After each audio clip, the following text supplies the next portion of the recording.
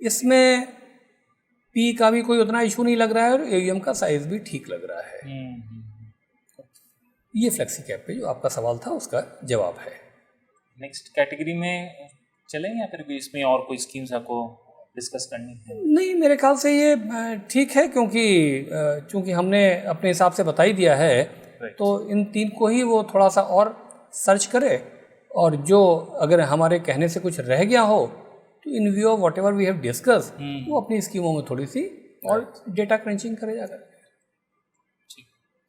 ठीक। Next category हम लोग जो पिक करते हैं वो है लार्ज एंड मिड कैप। तो इसमें जो हम लोग का क्वेश्चन था वो था SBI large and mid cap okay से रिकॉर्ड्स में। ठीक है, तो इसमें एक तरह से जो ऑडियंस का क्वेश्चन है वो एक ही स्कीम को वो डिस्कस करना चाह रहे हैं।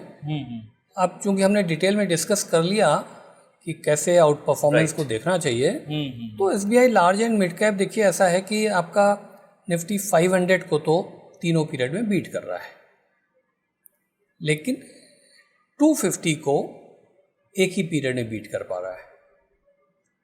ठीक है, चल सकता है, लेकिन अब कहने का पॉइंट ये है कि यहाँ पे 3 स्कीमें ऐसी निकल के आ रही हैं, बंधन core equity, Motilal Oswal large and mid और यूटीआई लार्ज एंड मिड, जो निफ्टी 500 को तीनों पीरियड में बीट कर रही हैं, निफ्टी 250 को भी तीनों पीरियड में बीट कर रही हैं। हाँ, निफ्टी मिड कैप 150 को यूटीआई लार्ज एंड मिड एक पीरियड में बीट कर रही है, बंधन कोर इक्विटी और Motilal large and mid 2 period में बीट कर रही है। तो अब ये आपको सोचने की बात है। एयूएम में कोई ऐसा इशू लग नहीं रहा है। हाँ, मोतीलाल में एज यूजुअल पी ज़्यादा है, 46 से ऊपर है, बाकियों का बंधन का 23 अराउंड है, यूटीआई का 18 अराउंड है। ये एक रेड फ्लैग रहता है, ये इनकी स्टाइल है इन्वेस्टिंग की। अब ये आपको देखना है। राइट। वैसे तो काम ठीक करती है मोतीलाल स्कीम।